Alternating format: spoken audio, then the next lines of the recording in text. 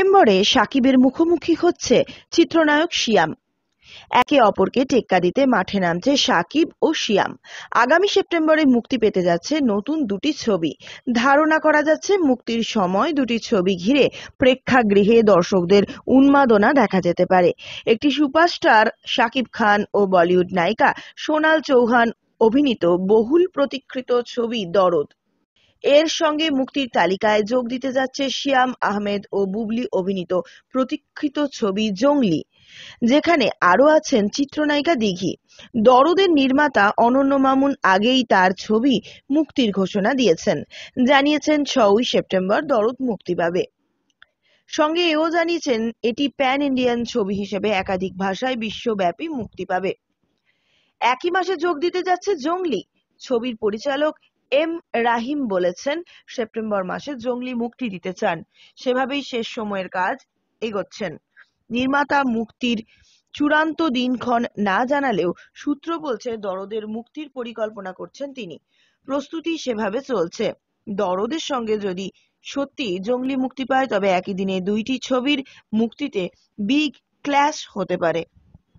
এতে করে সিনেমা নিয়ে ফের জমে উঠবে আলোচনা, কারণ অনলাইনে শাকিব খানের সবচেয়ে বড় ফ্যান পেজ তার নতুন ছবির জন্য মুখিয়ে থাকে। অন্যদিকে শিয়ামের ভক্তরাও দীর্ঘদিন পর তাকে আবার করে পর্দায় দেখতে যাচ্ছেন। তাই একসঙ্গে দরদ ও জংলি মুক্তির বিষয়টি ইতিবাচক হিসেবে দেখছেন সিনেমা সংশ্লিষ্টরা। প্রিয় দর্শক, শাকিব খানের দরদ সিনেমা নাকি শিয়ামের জংলি সিনেমা, কোনটি বেশি জনপ্রিয়তা পাবে বলে আপনি মনে করছেন তা অবশ্যই কমেন্ট করে জানিয়ে দিন আপনার মূল্যবান মন্তব্য। এদিকে ডাইরেক্ট অ্যাকশনে যাচ্ছেন চিত্রনায়িকা পপি। কিছুদিন পর পর বিনোদন পাড়ায় হাই হুতাশ শোনা যায়, কোথায় সাদিকা পারভিন পপি? পপি নাই, তাকে নিয়ে শোনা যেত নানান গুঞ্জন। এরই মধ্যে তার বিয়ে ও মা হওয়ার খবর পেয়ে গেছেন সকলে। নতুন খবর হচ্ছে পর্দায় ফিরছেন পপি। মুক্তি প্রতীক্ষিত পপির সিনেমার নাম ডাইরেক্ট অ্যাকশন। নতুন সিনেমায় পুলিশ কর্মকর্তার চরিত্রে অভিনয় করেছেন পপি।